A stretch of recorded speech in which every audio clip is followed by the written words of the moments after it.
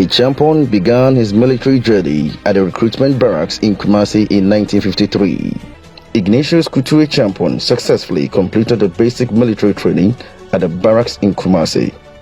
He was posted to the barracks in Tamale and later to Accra, where, with his educational background, he was placed to teach at the Burma Camp Primary School. A man who valued education continuously pursued his dream. So at night and weekend, he was always studying for the senior high school certification, the General Certificate of Education Advanced Level. He passed at the end. Meanwhile, he rose through the ranks from Lance Corporal in 1955 to Corporal in August following year.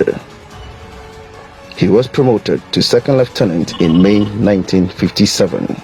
On 13 January 1972, barely a month after the unprecedented devaluation of the city in a tactical move, Acheampong took over the reins of power through bloodless coup. The day before the coup, he was then the commander of the Southern Brigade, and he was able to change the guards at the broadcasting at the Prime Minister's office, at the President's office and all, which was detected by the intelligence at the time. And they felt that something was wrong. They called him and he said, look, no, nothing is wrong. I'm just trying to beef up security. But that time, you know, the Prime Minister had left for London for medical treatment. He said, there's nothing. I'm just trying to make sure there's tighter security, blah, blah, not knowing that the next day he was really going to overthrow them. Now, what a lot of people didn't know was that the original date for the coup was the 15th of January. But it leaked. The intelligence system got to know about it. Now, if you got to know about the people planning the coup, won't you find out who were planning the coup? And in their investigations, they realized that the man who would be in the position to foil the coup was the man who was planning the coup. Therefore, there was nothing new. And they didn't know how widespread it was. And so, they had to, like the girl says, when you see, if you are in the sea, you are swimming, and the wave, a big wave is coming, what you do is, you go under. So that you are not swept away. That is why we had a bloodless coup d'etat in 1972.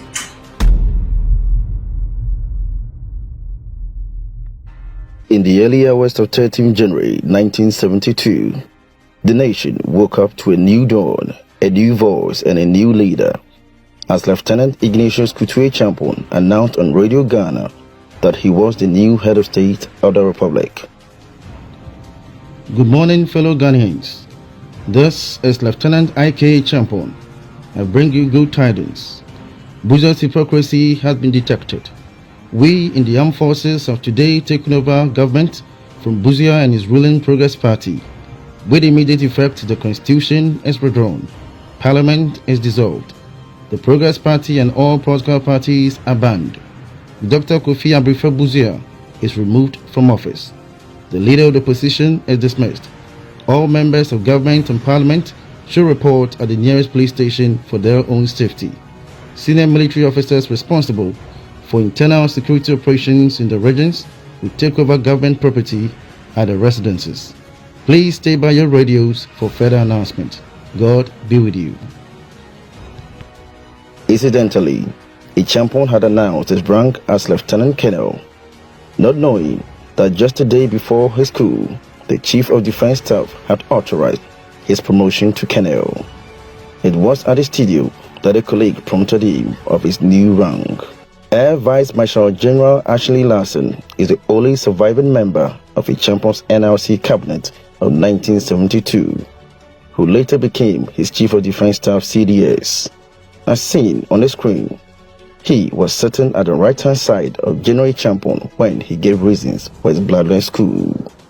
The government is a military government which will rule with advice from certain eminent civilians in the country. I would like to emphasize immediately that this coup was not initiated by the armed forces merely to satisfy our selfish ends.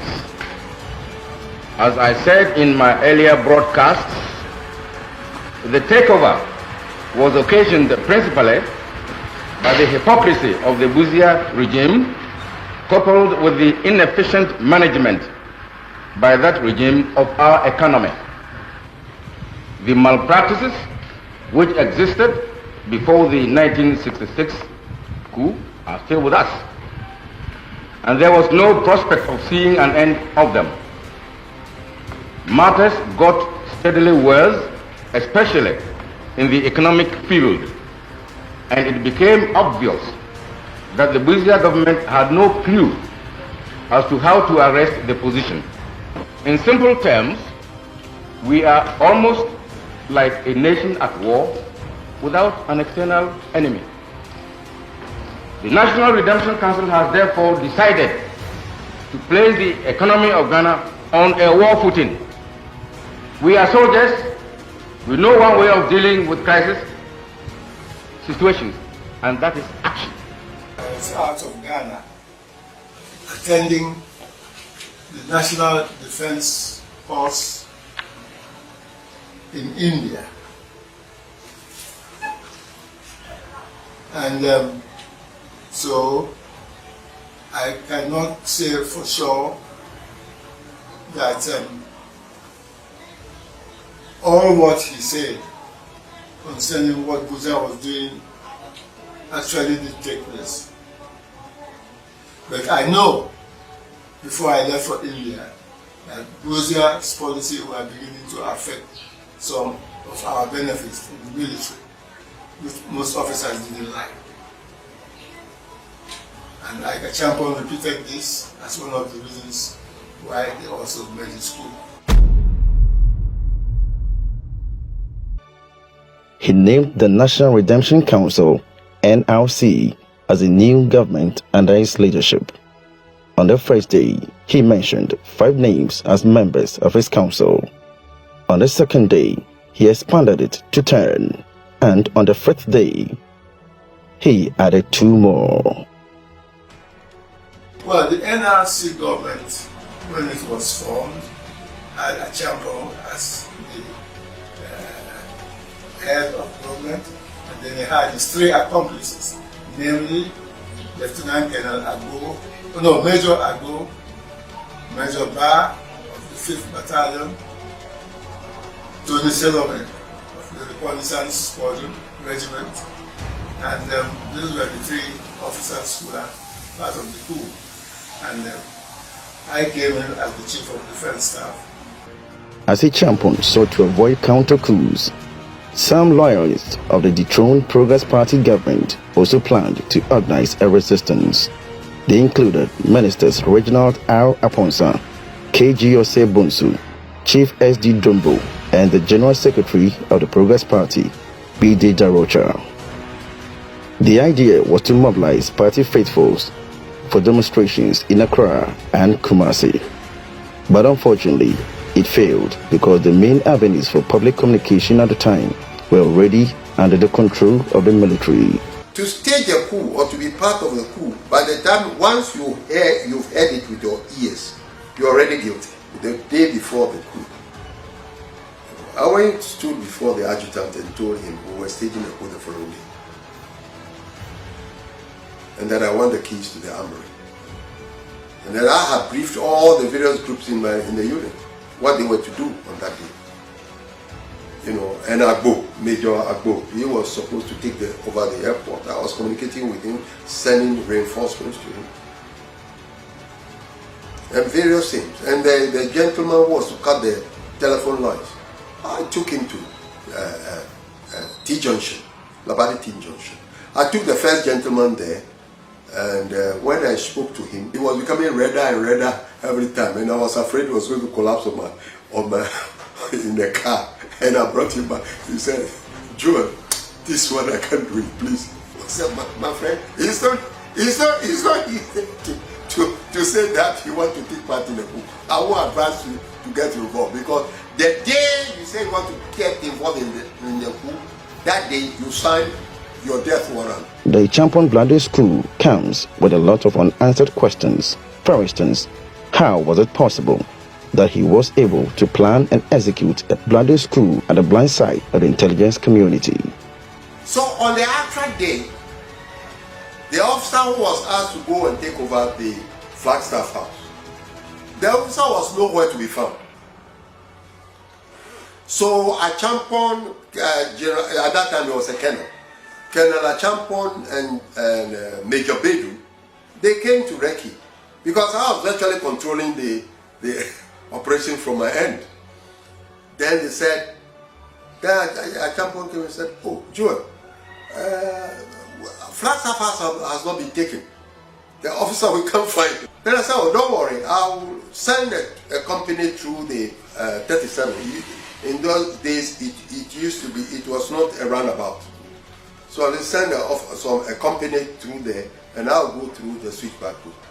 So by the time the company arrived, I alone, with my driver, with one ferret, we entered Flagstaff house. Then I jumped out of the ferret, and then I started shouting. I said, "No matter who you are, I want you to come to where I'm standing. Put your arms on the right and lie down. And I'm counting 10. By the time I finish counting 10, if you are not here, you have yourself to blame." And you remember, God said, "Let there be light." And there was light. So let there be a booming from Captain Chua Kwame, and there was a booming. And they obeyed. They all came, including General Kufu, who became the head of state. Shortly after becoming head of state, Acheampong was met with an immediate challenge to bring back Dr. Kwame Nkrumah from self-exile. Some CPP lawyers told Acheampong had staged the coup to bring him back, but these thoughts had to be countered. So the NLC released an official statement to the Daily Graphic, which was published in early March 1972 to set the record straight with a screaming headline, "Coup not for Nkrumah." Barely 2 months after, Nkrumah passed away on 27 April 1972 in Bucharest, Romania. Even though it was a sad event, but Nkrumah's death came with a challenge and a test for Ghana's foreign relations, particularly with West African neighbors, because of the aliens compliance order by the Busia administration. Neighboring countries harbored strong ill feeling and resented Ghanaians for maltreating their citizens. In the context of African unity, which was the mantra for Nkrumah's government, Busia's policy to expel the undocumented aliens in the country was more or less seen with serious reservations by most progressive Africans. And I think that Acheampong played a role in that, because as a young officer, he was sent to the border with his soldiers to keep order at the border crossing for these departing so-called aliens. And what he witnessed, what he saw there, became part of a burden on him that may have even influenced him to organize the coup, because the experiences at the border was so scandalous, he couldn't just take it. The Guinean president, Ahmed Sekou, who made Nkrumah honorary co-president in Guinea, was so angry that after Nkrumah's death, he didn't want to release the body to Ghanaians, because he felt Nkrumah was betrayed by his own people. In spite of his difficult stance, Acheampong, being a man of honor, had earlier sent Nkrumah's son, Francis Nkrumah, to Romania to bring back his alien father home for further treatment. Upon his return, he informed Acheampong that his father was not in good condition to travel. Therefore, his father's wish was for his body to be buried in his hometown. As a visionary leader, he introduced the principles of redemption, which outlines 6-point revolutionary agenda aimed at making Ghana a transformed modern nation. They included the following: 1. One nation, one people, one destiny. 2. Manpower development and deployment. 3. Revolutionary discipline. 4. Principle of self-reliance. 5. Service to the people. And finally, Number 6, mobilization of the spiritual, intellectual, and world power of the people. This revolutionary charter is not only a guide to those who lead our nation in government, in business, in thought and in culture, but also constitutes the basic tenets that must inspire every man, woman and child in Ghana. Acheampong's patriotic spirit was truly unique. He once told the media not to tarnish the image of Ghana for personal glory. We are not saying that those who contribute articles to foreign press are not patriotic. We are not saying that. At least you can earn some foreign exchange when you go on holidays, you go to a nice hotel and enjoy yourself. But what we are saying is that don't destroy your country. You are free to write whatever you want to. You can criticize the government, then we will set up. But don't destroy. See, when you know what you are writing is wrong, it isn't true and it's meant to subvert, to create disaffection, to create confusion in the country, then you are doing more harm than good. Because if the country collapses, you are within it. It doesn't collapse for me or for the colleagues. All of us are inside. He simply wanted Ghanaians to believe in the country. Therefore, he needed to condition the minds of the people towards patriotism. Part of the Charter of Redemption was to revise the national anthem to be more patriotic. If you know, you will realize that the immediate post-independence national anthem was written by Philip Beho. But it started with the line, "Lift high the flag of Ghana."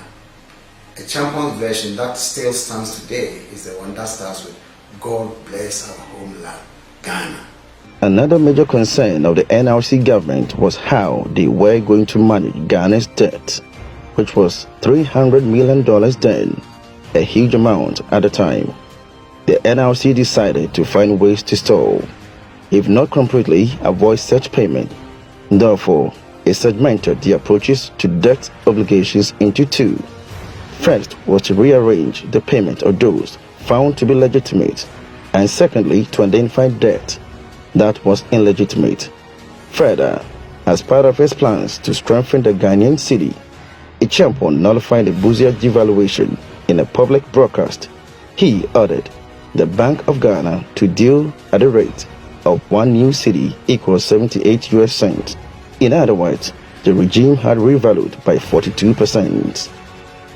Though this action strengthened the cedi superficially to give temporary respite to the pricing of some locally produced items. After outlining the principles of the NRC, his government decided to scrutinize a number of contracts that were signed by the Busia administration. In doing so, some contracts were classified illegal. However, Acheampong, in a public broadcast on February 5, announced the immediate repudiation of some $94.4 million of Ghana's debt, which amounted to a third of the total debts. The action was indeed radical. The first time the nation stood against foreign creditors in such a public way. For radicals or nationalists, this was a refreshing policy in economic relations. The debt repudiation announcement was carried with a screaming headline by Daily Graphic in a pointed and blunt Akan language expression, Yintuya, meaning we won't pay. If you look at how he was able to stand up against the IMF and the other international monetary institutions, the fact that he was the only government, or his was the only government that never borrowed a penny from anywhere, from Nkrumah till today, he is the only leader who never borrowed. The fact that he put the weight of the state behind indigenous entrepreneurs, hoping that they will become the centers of development in their various industries for the nation. If you look at all these kind of initiatives, not to mention Operation Feed Yourself and the other things that he did, then you cannot help but admire this person in terms of his vision for the country. As part of his policies on building Ghanaian businesses, Acheampong's NRC government fully supported Ghanaians who showed promise in entrepreneurship, particularly those with established businesses. The thought of Acheampong's aim of developing Ghanaian entrepreneurs was not just a dream, but it was a reality. He introduced policies including tax holidays, sovereign guarantees, and other incentives that led to the emergence of a number of budding local entrepreneurs. Among some of the local entrepreneurs to benefit from Acheampong's vision was Ignatius Kutu Acheampong, whose Boache mattress became a foremost manufacturer of deluxe mattresses in West Africa. Boache put up the first private modern hospital in Cantonment, which would later be seized years later and turned into a police hospital by the Jerry Rawlings PNDC military regime. Another major businessman to emerge was Benjamin Aponsan Mensah, popularly known as B.A. Mensah, who established the International Tobacco Ghana Limited that produced the Rothmans king-size cigarettes. Also impressive as an entrepreneur was Joshua Kwabena Siao, who in 1973 opened the largest plant in West Africa. Siao's brewery produced the Tata beer for the local market and exported Maltex, a soft drink, to nearly all other West African countries. In 1974, Acheampong went to Koforidua to inaugurate the first intravenous infusion company in the country. It was established by Samuel Christian Apprenti in partnership with a Swiss investor. In the late 1960s, Apprenti Salt Industries, Pambro Salt Industries Limited, and Vacuum Salt Product Company were producing not only to the local market, but was also exporting to the rest of West Africa. Car assembling also gained prominence in the economy as two entrepreneurs got the full backing of Acheampong's regime. Acheampong always had a soft spot for women. He believed in his heart that they possessed superior entrepreneurial spirit and therefore saw the need to empower them. And so in 1973, one of his aides, Samuel K. Danson, led a team to conduct a research which concluded that women were better at loan repayment and also had better multiplying effect with loans. This convinced Acheampong to grant women access to loans for businesses. Wives of military officers were not exempted from this wave of women empowerment. Women rose to prominent entrepreneurs during his regime. As a result, people started to spread gossips about womanizing at the corridors of power. Women who were driving BMW Golf produced by Kowus were ridiculed that they exchanged their buttocks for cars, which became so popular in the Ghanaian Akan language for Otobeju Golf. One popular policy of the Acheampong's government was Operation Feed Yourself. This initiative allowed Ghanaians to feed themselves without importing food. Nobody has ever done anything like that before. Up to today, nobody has succeeded in doing what he did. Because Ghana exported food for the first time in thousands of tons. And we have never exported food since then. He had the belief that we could use our agriculture well because he had come from Fort Leavenworth Staff College in the US. And incidentally, this is a military academy of the highest, one of the highest institutions in the world. Some of the people who have been there include Lieutenant General Setobin, the former CDS. You have Major General, he's dead now, Okai, and of course General Acheampong. And there, it is, I can tell you that the course content is about someone doing his master's, and he passed. That is how come he has PSC after his name, Past Staff College. Not many military officers have that. But that is just to give you the flavor of how he got the idea of Operation Feed Yourself. It says he in Kansas, he realized that most part of the year, it's winter type of weather. Yet they were able to grow wheat. It was one of the important wheat growing states in the US. So he asked himself, we have the sun all year. We have rains that we could do about. Let's do something with, except that we have drives to do. If we are able to develop some irrigation to support agriculture, we can do a lot. That is how he told me he got the idea of Operation Feed Yourself. Another was Operation Feed Your Industry. Through these operations, Ghana succeeded in clearing $117 million out of $180 million debt that NLC inherited from the Buzia administration. On public housing, landlords at the time took advantage of the housing shortage to demand exorbitant rental prices. The NLC decided to find a solution that was considered strategic. General Acheampong decreed, through a press conference, the reduction of rent which began on 1st February 1973. Further, it was part of its housing strategy to build state houses across the country. This plan began with the establishment of the Bank for Housing and Construction (BHC) to provide financial backbone to the development of housing for Ghanaians. In Accra, the Dansman project, which began with the construction of 1,000 houses, was envisaged to be the largest public housing in West Africa. Also introduced were the housing estate in Teshinungwa, the development of Jolu, North Legon, and East Legon residential areas. He also knew water was an essential commodity. To improve water supply, the Ghana Water and Sewage Corporation launched a giant dam project in 1977, the Wija Waterworks.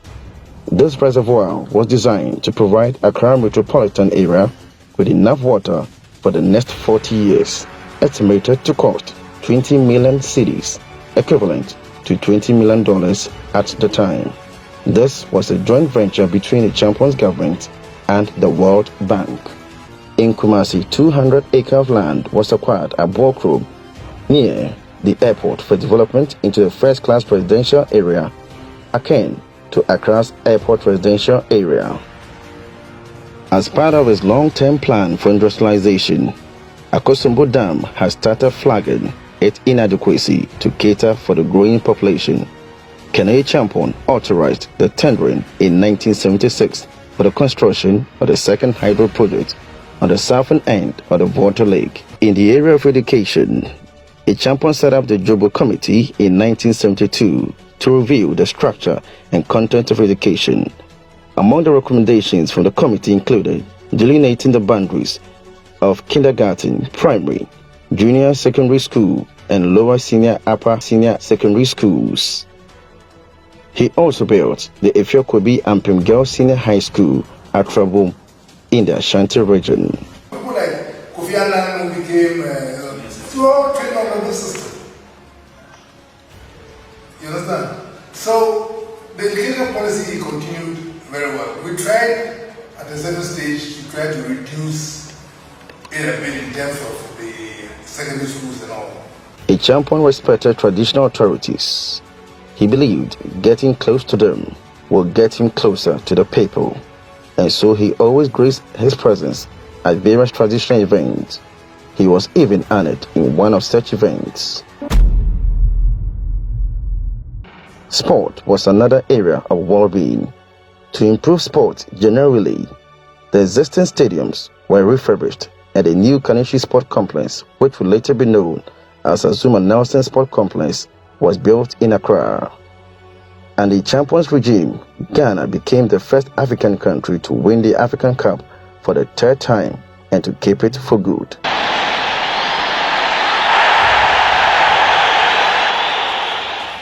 Again in 1975, David Quater Poison, known to many as DK Poison, won Ghana's first World Boxing Championship by beating Ruben Olivares to become World Boxing Council's featherweight in California, USA.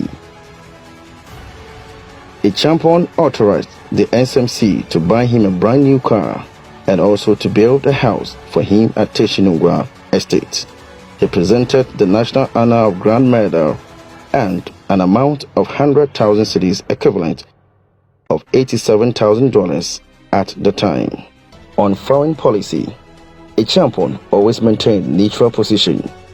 This enabled him to reach both the Eastern and Western Bloc countries, even though Buzia's policy of neglect had almost frozen Ghana's relations with the Eastern Bloc. But Acheampong managed to make amends with them. In no time, some leaders began to show solidarity by visiting Accra. As a Pan-Africanist, he continuously promoted his self-reliance program to the rest of the African countries, so they can also be dependent solely on themselves instead of foreign donors. By 1975, deteriorating socio-economic conditions and popular disenchantment was ruffling the National Redemption Council (NRC). The regime's weakness and increasing ineptitude were badly exposing the Ghana Armed Forces as a whole to public riot. In the absence of political opposition, public pressure came primarily from civil society groups. Acheampong abruptly dissolved the NRC on 9 October 1975. In place of the NRC, General Acheampong constituted the Supreme Military Council (SMC) as the highest administrative and legislative body, retaining the position of head of state and getting promoted to the rank of a general. Acheampong was under intense pressure, not only from the civilian sector, but from within the armed forces, because the NRC excluded the service commanders. It was just Acheampong and some colonels and majors. The service commanders, who were generals and commanding the Navy, the Army, and the Air Force, were not included. So they were threatening some kind of severe or dire consequences if changes were not made. So he changed it from NRC to SMC, bringing into the government all the service commanders. So that was a tactical move to kind of to stop a potential threat that was coming from the senior officers. This move by General Acheampong would lead him to his ultimate death. July 5, 1978, his CDS and friend Frederick Akufo and his colleagues sprung a surprise on General Acheampong, SMC chairman, who also doubled as Minister of Defense. At about 8:30 a.m., the door to his office opened. Without notice, Lieutenant General Frederick Akufo and his CDS entered, followed by Army Commander Major General Odate Walton, then the Navy Commander, then the Air Force Commander, and the Border Guards Commander, all in uniform. At this time, he still had no idea what was going on. He therefore asked, "Is this an invasion?" Nobody laughed. They were looking at him. They didn't salute him, as protocol demanded. And there came the surprise. Walton pulled a small piece of paper and placed it in front of the general to sign. General Acheampong read through and saw that was his resignation. At this time, he knew it was no more a joke. It was a mutiny. Initially, he decided not to sign, but Walton insisted he would sign. Upon realizing he was trapped, he took a deep breath and signed. Without a single shot fired, Acheampong's bodyguards were disarmed and taken prisoners. Lieutenant General Fred Akufo becomes the new head of state of SMC2. He accused General Acheampong of many things. According to political historian Obeyaho Asamoah, as listed in the book Life and Times of Ignatius Kutu Acheampong, some of the allegations included vesting executive power in himself, thus enabling him to ignore collective decisions, sharing favors on favorite military officers, appointing aides and others of doubtful competence, and many more. It is important to note that of all the many allegations against Acheampong, none of the charges pinpointed any particular corruption or misappropriation of funds, as it was popular allegations prior to his overthrow. June 4, 1979. Against the backdrop of an ongoing trial of Jerry Rawlings, his friends from the Free Africa Movement led a successful coup to overthrow General Akuffo and his SMC2 government. Rawlings was indeed rescued from custody to lead the Armed Forces Revolutionary Council, AFRC, which was formed to run the country. Akuffo inherited a bad situation. You see, he could have waited for Acheampong to sort it out or to be overthrown if that was going to be the case. He inherited a very bad situation. The country was in a turmoil. And when he inherited, he was not quick to find a solution by, of course, he came up with the idea of organizing elections for things to happen. And the young soldiers led by Rawlings said, no, we have to clear you guys before we even do the elections. So he came at the wrong time to a wrong place.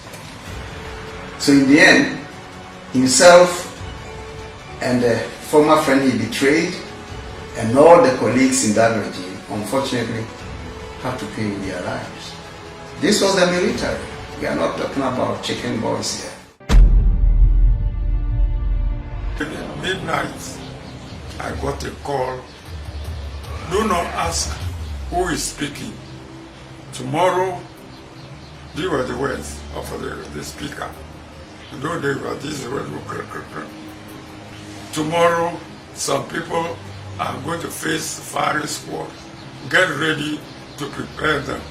So I sat in the hall there until about 5:30 a.m. A whole lot of soldiers came, were surrounded the building, and then they were marching him. I was in the church, inside the church. They were marching him in there. So I got out and met the soldiers at the entrance, and then they should release him. He took his ring, and these were his last words. Father, take this ring. Pray for me that God may accept me as I am. These were his last words.